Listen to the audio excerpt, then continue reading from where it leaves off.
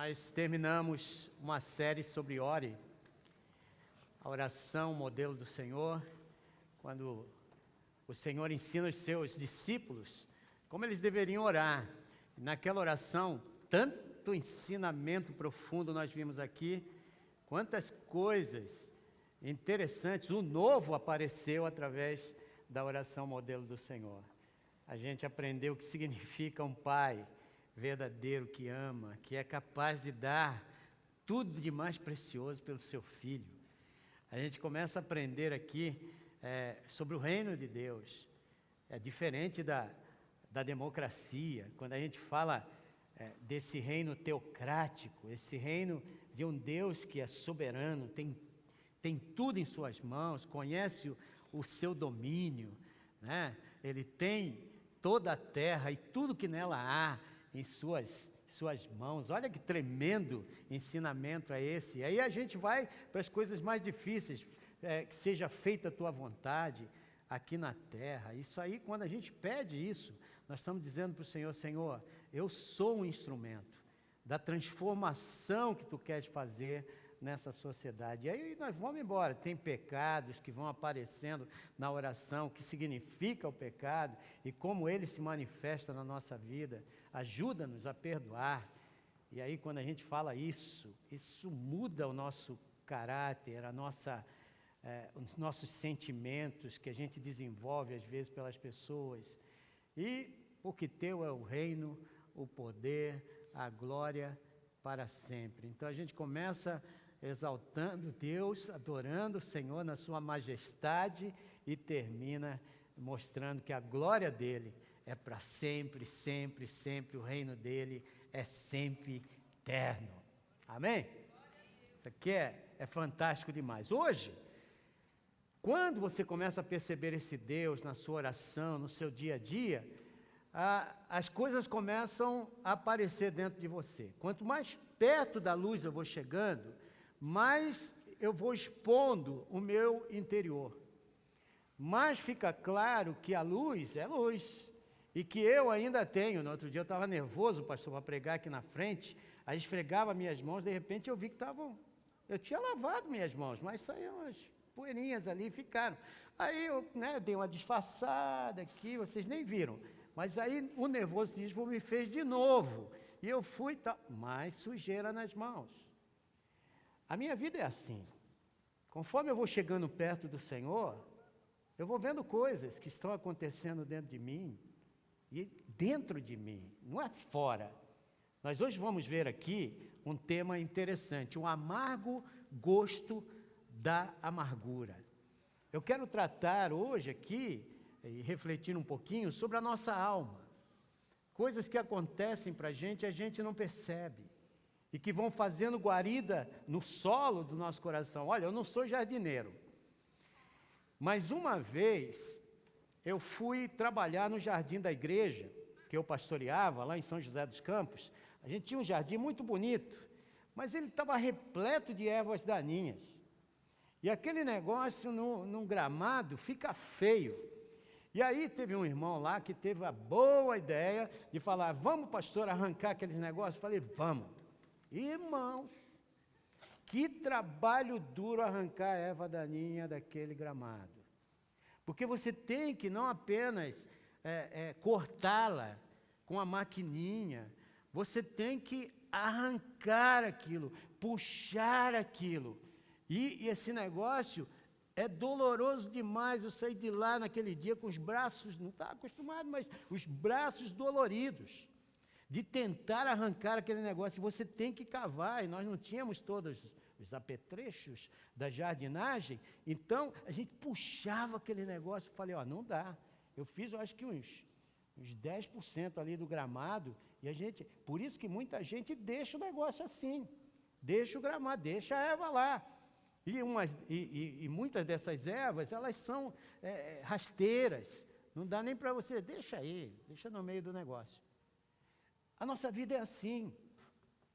Se nós não aprendermos que tem coisas lá dentro do nosso coração que vão afetar todo o nosso interior, todo o nosso comportamento, atitudes, decisões, relacionamentos, nós vamos começar a perceber que, no final de tudo, você perdeu a tua alegria de servir a Deus, você começa a perder a tua alegria dos relacionamentos que estão ao teu redor, teu estado de humor começa a refletir aquilo que está lá dentro do nosso coração. Hoje eu gostaria de trazer um personagem que não é muito conhecido de todos nós aqui. O nome dele é Aitofel. Aitofel, ele foi um tremendo conselheiro de Davi. O nome dele, Aitofel, significa o irmão da loucura. Na verdade, ou então, o irmão da tolice.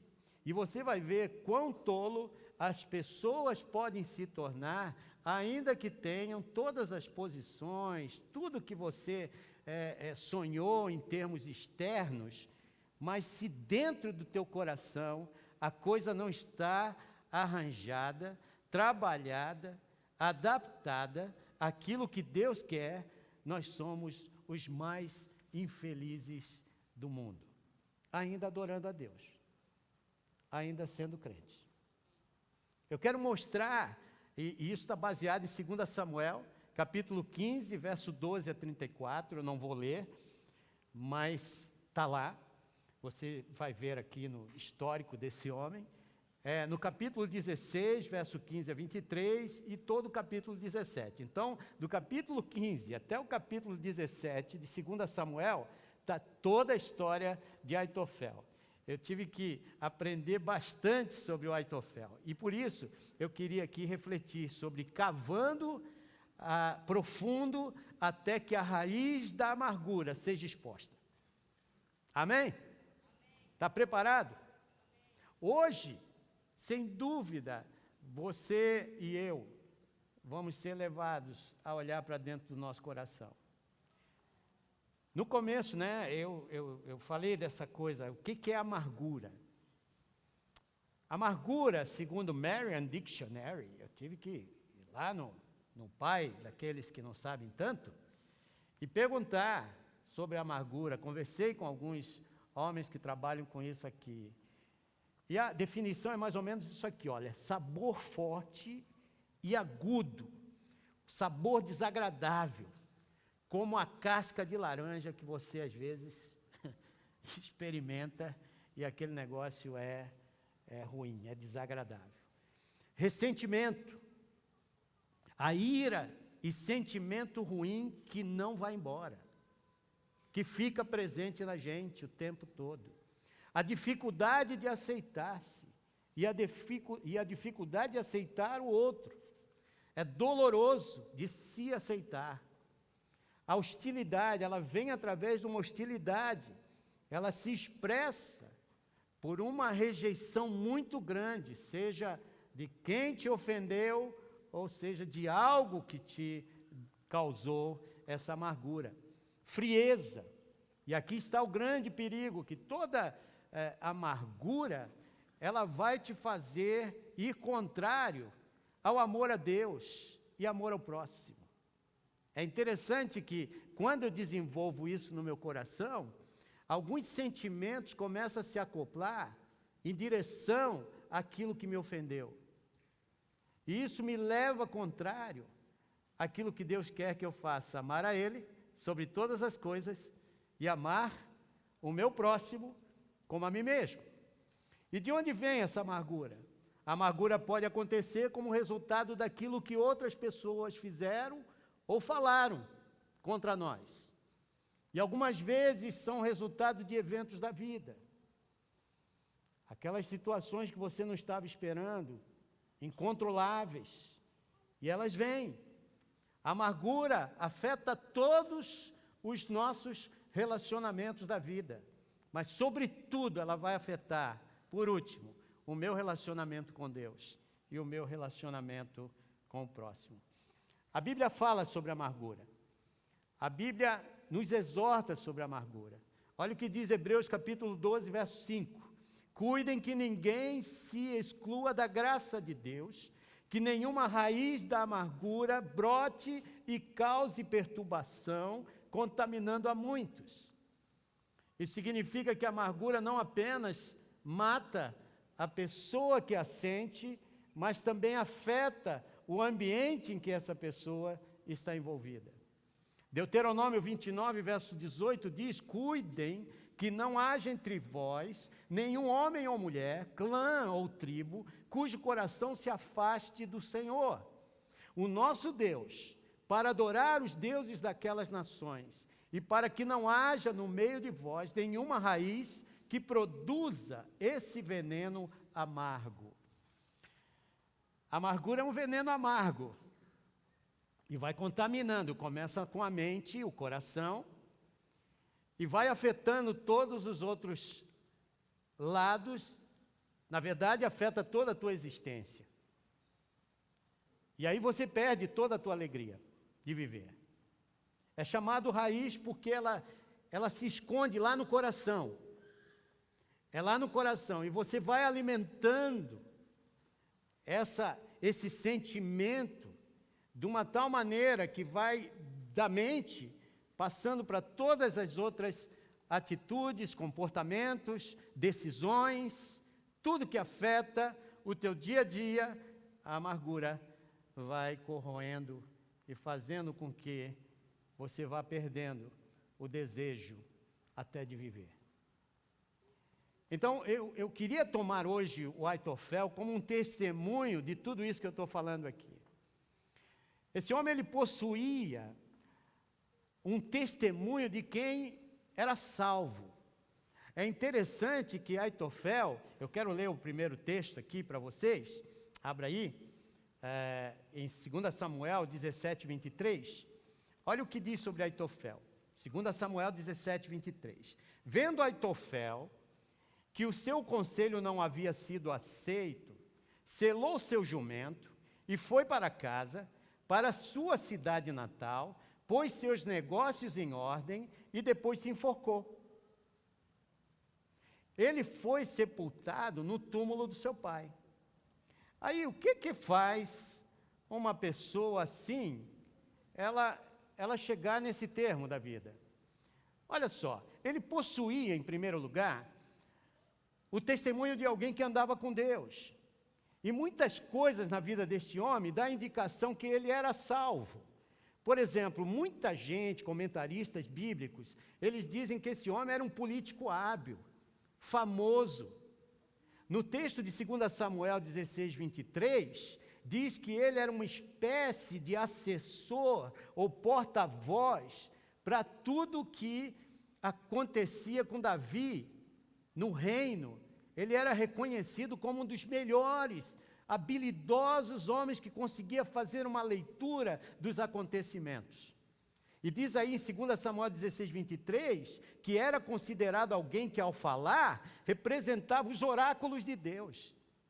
Imagina, aqui está dizendo que esse homem falava coisas lindas, tinha um discurso bonito, mas o coração dele estava contaminado por uma amargura profunda que levou 9 anos até chegar nesse termo dele se suicidar.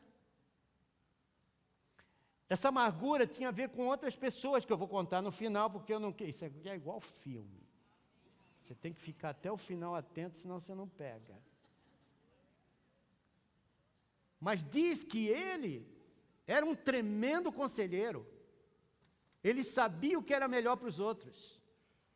Quando ele falava, era como se Deus estivesse falando a nação inteira. Imagina se ter um presidente assim. Políticos que falem as coisas e a gente perceba que vem diretamente de Deus para a sociedade.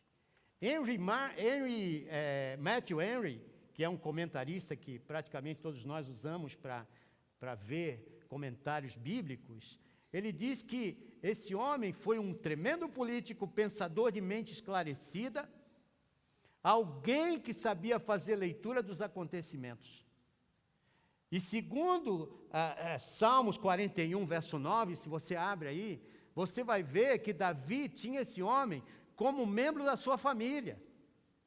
Ele diz que esse homem comia com ele, participava das decisões da sua casa, e de repente ele levanta o calcanhar contra Davi.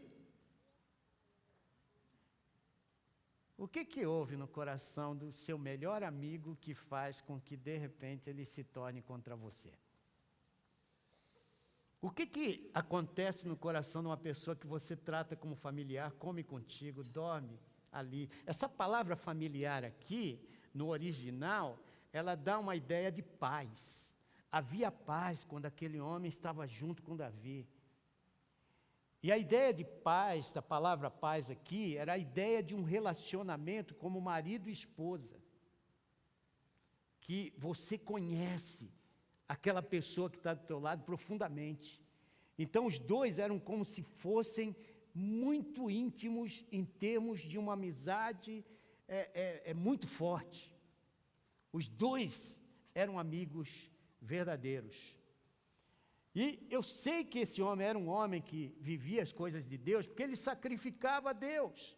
2 Samuel 15:12, depois de oferecer sacrifícios, Absalão mandou chamar Aitofel na cidade de Giló, conselheiro de Davi. Olha aqui, ele é conselheiro de Davi. A conspiração ganhou força e cresceu o número dos que seguiam Absalão.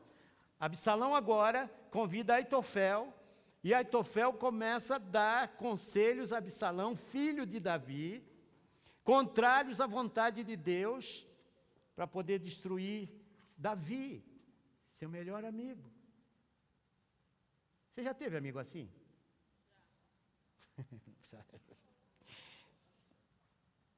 Eu acho que todos nós aqui já passamos por aquele fogo amigo, em que você confia tanto e de repente pessoas que entravam na tua casa e frustraram a tua vida e deixaram você numa situação, de repente, até de desgraça. Alguns acontecimentos que vêm na vida da gente, que lá dentro começa a mexer e você começa a perder toda a felicidade que Deus quer que você usufrua. Ele era porta-voz de Deus. 2 Samuel 16:23, naquela época, tanto Davi como Absalão consideravam os conselhos de Aitofel como se fossem a palavra do próprio Deus. Aitofel, ele tinha essa reputação de homem de conselhos divinos.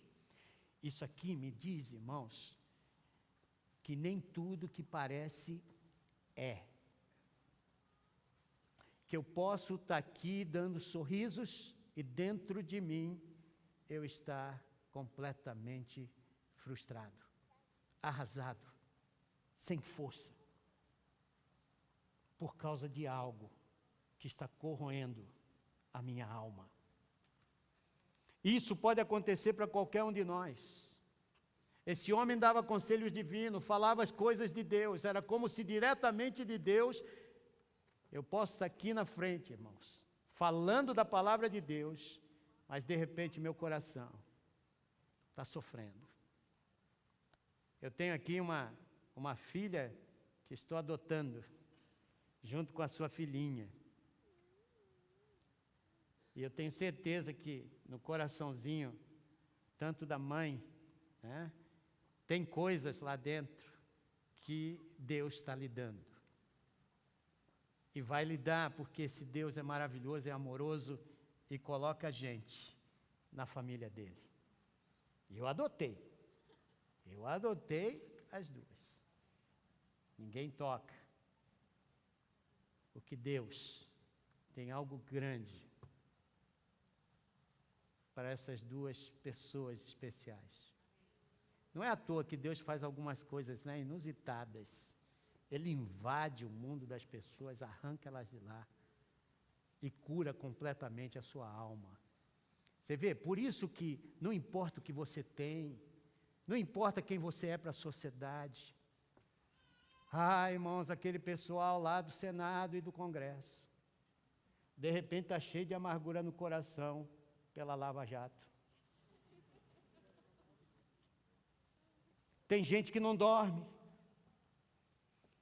E essa amargura vai corroê-los, ao menos que descubram que Deus é o Senhor dessa nação, que Deus é o Senhor que domina esse universo. Ele não é só Deus dessa nação, Ele é o Deus do universo, é o Senhor que sabe todas as coisas. Quando Aitofel se levanta contra Davi, ele não percebe que Davi é ungido. Ele não percebe que Deus tinha um plano para Davi, que Deus sabia quem era Davi. Ele quer tomar, e vocês vão ver por quê daqui a pouco, mas ele quer tomar a justiça em suas mãos. Não percebe o Deus tremendo que está defendendo os seus, independente dos seus erros. Deus está lidando com cada um de nós. Então não é aquilo que aparece, não é aquilo que eu tento mostrar, mas é aquilo que verdadeiramente eu sou. Porque em Deus, irmãos, não vale apenas a aparência, mas é aquilo que você é de piedade, de demonstração da presença de Deus em cada um de nós. É isso que faz a diferença numa sociedade. Era companheiro do homem de Deus, está lá em Salmo 41, 9, diz lá, até meu melhor amigo, em quem eu confiava e que partilhava do meu pão, voltou-se contra mim. Aqui é Davi falando, e está falando de Aitofel. Então, independente aqui dessas expressões externas que Aitofel dá, de que ele é um amigo, de que ele é o melhor amigo de Davi, de que ele é um homem sábio, por trás havia uma amargura tremenda que estava tramando daqui a pouco, na primeira oportunidade, que Davi caísse e fosse completamente destruído. Você conhece aquelas pessoas que na frente, oi florzinha, oi querida, oi querido, e aí por trás é só canivetinha, você só vai sentindo a dor, até que daqui a pouco você... O que está acontecendo? Você nem sabe o que está acontecendo, mas você está caindo naquela cilada. Davi, ele é esse homem que está vivendo uma situação, achando que é um amigo e tal, e isso causa uma frustração tremenda. Quando aquelas pessoas aqui, em quem você investiu, em quem você dá, em quem você coloca tudo, de repente, é a primeira pessoa a fazer você se sentir mal e destruído diante da sociedade. É interessante isso. Então, irmãos, você já está ouvindo aí muito sobre essa questão do Aitofel e do trabalho dele. Ele está tramando contra Davi. Qual é o fim da linha, então? O que você vê, nem sempre é o que você vai ter. As pessoas tendem a esconder muito, para que outras pessoas não as encontrem, não descubra o que vai dentro do coração. As pessoas tentam afastar as outras dos seus relacionamentos para que não cheguem tão perto. É o que Aitofel está fazendo com uma falsa amizade, tentando levar Davi para uma cilada que daqui a pouco vai frustrar o seu próprio coração. O coração de Aitofel será frustrado e não há outra saída senão o que ele fez quando eu comecei a mensagem citando que ele se enforcou. Você vê, a amargura, ela vai corroendo a gente completamente. Ela vai matando você por dentro. Teus relacionamentos, você não consegue ver a pessoa. Parece que não, mas você quer ver aquela pessoa morta. Às vezes até na oração dá para perceber. Senhor, põe a tua mão. Senhor, manda fogo. Senhor, extermina. É só você ligar o rádio, você vai ver um bocado de gente que se Deus fizesse a mesma coisa com ela, com quem ora assim, irmão, não teria um de nós aqui nesse culto hoje de manhã, tá? Todo mundo queimadinho, exterminadinhos, porque nosso Deus é justo, e por isso que Ele nos orienta que aquilo que está no teu coração contamina, não é o que vem de fora, mas é o que já está dentro. Isso contamina o meu falar, contamina a forma com que eu falo palavras, com que eu toco em pessoas, contamina tudo, porque a amargura é esse sabor amargo que faz você detestar. E aí houve uma trágica conspiração. Quando Absalão se rebela contra seu pai Davi, Aitofel, ele vê a chance de iniciar vingança sobre o rei Davi. Eu vou dizer porque que vingança é essa que ele quer, já já. Aitofel, ele se une a essa rebelião, e olha o que ele fala em 2 Samuel 15:31. Quando informaram a Davi que Aitofel era um dos conspiradores que apoiavam Absalão, Davi orou: ó Senhor, transforma a loucura dos conselhos de Aitofel.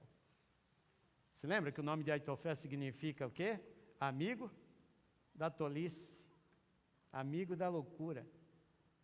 Davi está pedindo: transforma a loucura dos conselhos de Aitofel. E aí no Salmo 41, verso 9, você viu, eu já li, Davi dizendo que até o melhor amigo dele, familiar, se voltou contra si. E aí ele dá 2 conselhos diabólicos para Absalão. O primeiro deles, queria ver a desgraça de Davi. Diz lá em 2 Samuel 16, verso 20 a 23.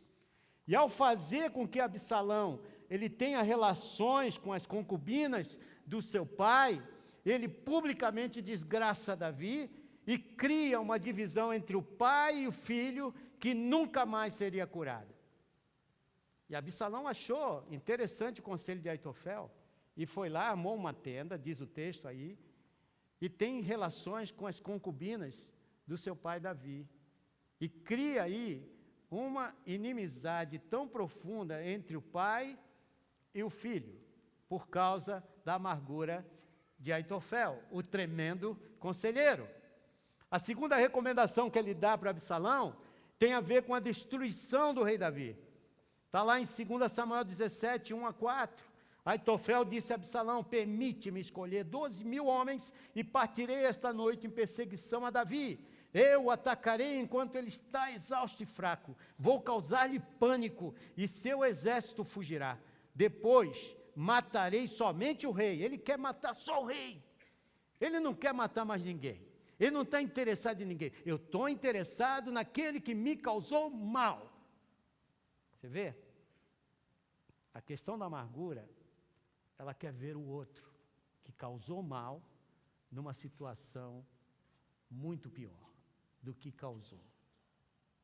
E trarei todo o exército de volta a ti, e somente um homem que procuras matar. Assim todo o exército ficará em paz. Esse plano pareceu, olha aqui, esse plano pareceu bom a Absalão e a todas as autoridades de Israel.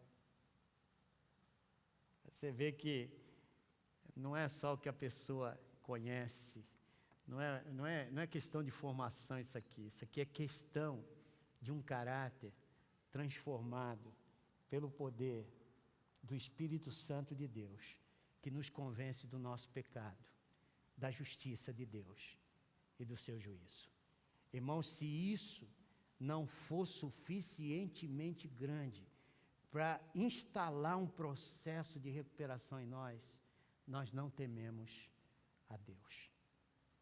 E aí o resultado é uma perda completa do nosso sentido de existência. Agora, infelizmente para Aitofel, Davi tinha muitos amigos. Davi tinha Usai dentro do exército de Absalão. E Usai era fiel escudeiro de Davi, ainda que parecesse um dos soldados fiéis de Absalão.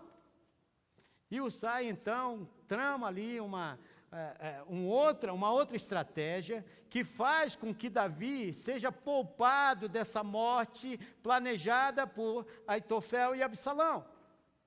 E justamente por esse plano não ter dado certo, por ele ver que agora Davi havia descoberto quem verdadeiramente ele era, ao invés dele se arrepender e voltar para Deus, pedir perdão, ele simplesmente vai e se enforca. vai e se enforca. Para você ver como a amargura, ela pode tirar a gente completamente do sentido, da razão de viver, por causa da ira incontrolável que aquilo vai causando dentro da gente. E aí, irmãos, Aitofel, ele faz todas as coisas iníquas porque havia essa raiz de amargura no seu coração. Ele odiava Davi muito, mas por 9 anos a carinha dele era uma carinha de quem amava a Davi, de quem fazia tudo certo, um puro religioso. Era aquele camarada que, tem que adorar, vamos adorar. Tem que cantar, vamos cantar. Tem que fazer, vamos fazer. O negócio tá bem aqui, porque eu tenho que manter a minha posição. Você já viu aquele pessoal que está trabalhando, não gosta do patrão? Aí fica, né? Mas tem que fazer carinha bonitinha, porque o salário vem. Ele tem que mostrar um sorriso falso. Ele prefere isso do que encarar a realidade de que eu posso conversar, que eu posso demonstrar o meu sentimento de uma maneira agradável, que não venha a afetar ninguém. E aí, queridos, a gente vai edificando e alimentando algo no nosso coração que não deveria estar, porque nele habita o Senhor. Tão trágico como esses eventos aqui poderiam ser, eu gostaria de mencionar que pode haver muita gente, talvez aqui essa manhã, como eu no passado e como eu no presente, independente de falar de Deus, independente de ter uma palavra para você, possa estar enfrentando hoje uma amargura no meu coração. Isso aqui não é coisa só de gente lá de fora, isso é coisa de gente de dentro. Estamos juntos, irmãos? A amargura, ela consome, ela corrói, ela mata. Se nós deixarmos a amargura solta, ela é capaz de destruir nosso relacionamento com Deus e com os demais. Você está chateado com alguém? E na verdade você quer uma revanche? Você está chateado e quer que as pessoas paguem por aquilo que fizeram com você? Talvez. Isso aqui é o início da história de Aitofel. E aí eu queria te mostrar por quê, quais foram as razões que produziram essa queda aqui em Aitofel. Tem 2 textos aqui interessantes que mostram para a gente algo aqui que para mim foi surpreendente. O que fez esse homem ter tanto ódio por Davi? Bem, 2 Samuel 11, verso 1 a 27, você vai observar que Betseba era filha de Eliã e mulher de Urias. Agora, em 2 Samuel 23, 34, a genealogia está dizendo que Eliã era filho de Aitofel. Portanto, Betseba, filha de Eliã, Eliã, filho de Aitofel. Portanto, Betseba, que era filha de Eliã, era neta de Aitofel. E eu e você sabemos o que aconteceu com Betseba e Davi.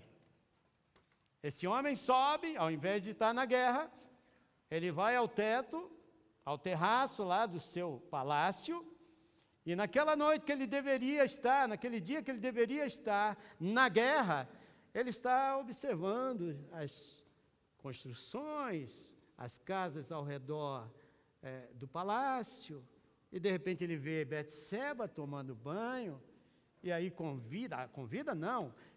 toma essa mulher para um relacionamento consigo, um adultério acontece, e o resultado disso, o seu avô desenvolve uma amargura no seu coração contra o seu amigo. Deixa eu te dizer, isso aqui é razão para você ficar chateado. Mas também não é razão para ficar chateado. Por quê? Porque se você crê que Deus é o teu juiz, e no caso aqui a gente sabe o que Deus fez com Davi, Davi foi penalizado por Deus por causa das suas atitudes. E Deus, através de Natã, decretou tudo o que aconteceria. A morte de Urias estará na tua frente todos os dias. Deus já tinha promulgado a sentença que Davi teria que perdoou sim, mas ele sabia que os resultados da sua vida seriam para o resto dela. Deus já estava lidando com Davi, mas tem sempre um que quer dar uma ajuda para Deus. Vamos matar logo o cara. Vamos tirar ele da parada. A gente, às vezes, quer dar uma ajudinha para Deus. A gente sabe que Deus é o Senhor, a gente prega isso, a gente fala isso para os filhos, a gente fala isso para a esposa, fala isso para o marido, mas, de repente, lá no fundo, nós não queremos que Deus interfira naquilo que nós queremos resolver. Talvez essa manhã, Deus está nos chamando a atenção que se há alguma coisa, se você ainda sente esse gosto amargo, se há algo no teu coração e faz você simplesmente agir como um religioso, de repente, como eu muitas vezes fui, de cantar para Deus coisas que são tão profundas, mas apenas palavras, de agir com as pessoas como se tudo está bem, mas não está bem, porque Deus conhece o nosso interior.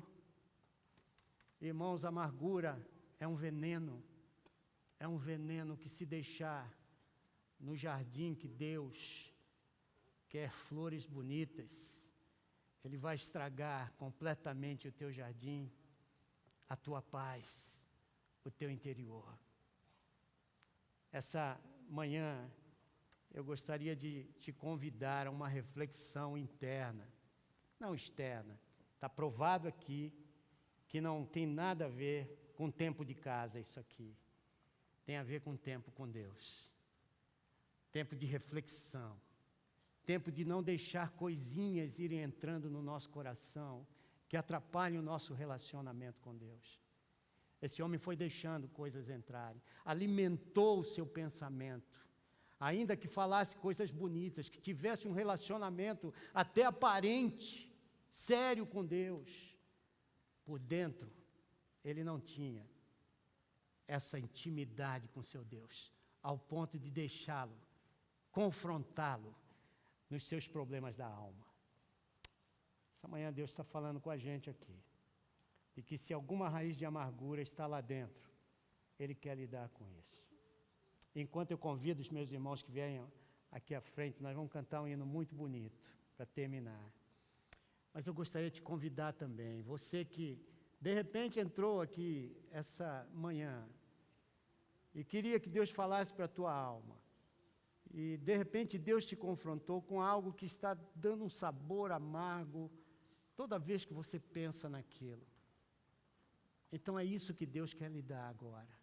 Eu queria orar com você, não que eu tenha qualquer poder aqui, eu vou pedir para o pastor Lisânias que venha aqui também comigo, mas eu queria orar por você, que essa manhã, de repente, sente aquele sabor amargo. E olha, não tenha vergonha, porque eu sinto também. Aqui o vitorioso é Jesus. Nós somos aqueles que precisamos da sua graça, do seu amor, do seu conselho, e da sua recuperação, da sua cura. E é Ele quem faz isso. Independente de quem eu seja, de quem você é, nós precisamos de Jesus. Se confessarmos os nossos pecados, Ele é e justo para nos perdoar e nos purificar de toda a nossa injustiça. Alguém aqui essa manhã que quer dizer comigo aqui na frente: eu preciso, Senhor, que Tu me ajudes a cavar fundo na minha alma, até que a raiz de amargura seja extirpada do meu coração.